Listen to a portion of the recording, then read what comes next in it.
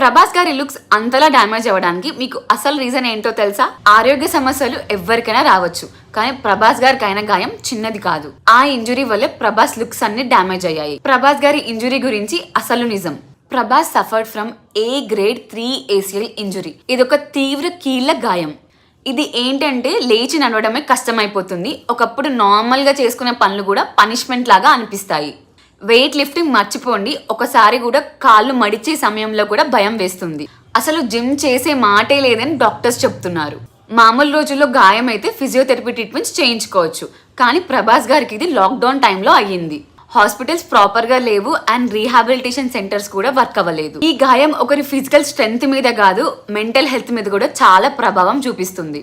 మరొకరైతే full గా rest తీసుకుంటారు, కానీ ప్రభాస్ గారు అయితే ఒక్క సంవత్సరంలోనే తిరిగి మళ్ళీ ఫిట్ గా అయ్యారు. కల్కి press meet and Rajasaab BTS లో ఆయన తన లుక్స్ లో చాలా ప్రోగ్రెస్ చూపించారు.